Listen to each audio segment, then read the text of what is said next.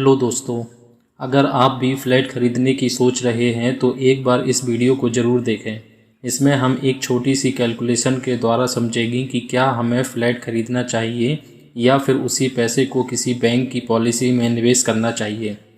दोनों में से क्या लाभदायक होगा आपके लिए। मैं मानता हूं अगर कोई आज एक फ़्लैट लेता है किसी ठीक ठाक शहर में जहां 2 BHK फ़्लैट की कीमत मैं मानता हूं 30 से 40 लाख रुपए है।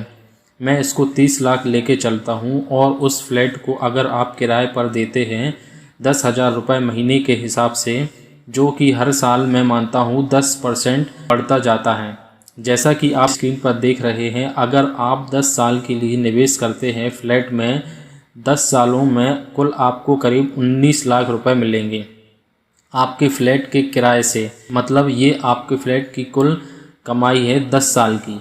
अब हम देखते हैं कि अगर वही 30 लाख अगर आप किसी पॉलिसी में लगाते हैं तो कितना रिटर्न मिलता। वैसे तो कई सारी पॉलिसीज़ हैं, लेकिन हम FD मतलब फ़िक्स डिपॉज़िट की ही बात करेंगे यहाँ पर।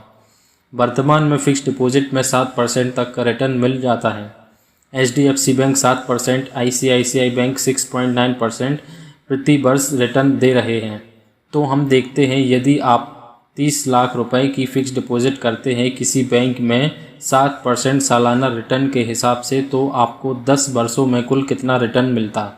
जैसा कि आप स्क्रीन पर देख सकते हैं, 30 लाख रुपए 7% के हिसाब से 10 साल में कुल रिटर्न देता है करीब 29 लाख रुपए। तो इससे हमें पता चलता है चक्रवृद्धि ब्याज या कंपाउंडिंग इंटरेस्ट की पावर का।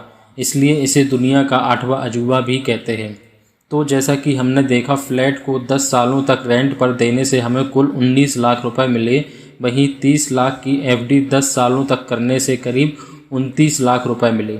मतलब करीब 50% ज़्यादा रिटर्न मिला। मैं यह नहीं कहूँगा कि फ़्लैट नहीं लेना चाहिए या फ़्लैट लेना सही नहीं है। फ़्लैट लेने के अपने कुछ फ़ायदे, जैसे यदि आप एक वेल फर्निश्ड सोसाइटी में फ़्लैट लेते हैं तो आपको सिक्योरिटी काफ़ी अच्छी मिलती है।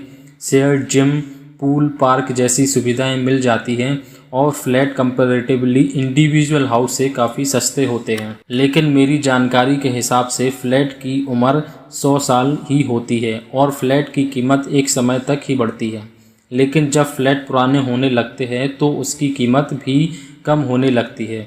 मेरे हिसाब से तो फ्लैट की जगह घर या ज़मीन में ही निवेश करना चाहिए, क्योंकि यदि आप घर खरीदते हैं तो आपको साथ में ज़मीन मिलती है जिसकी कीमत कभी कम नहीं होती।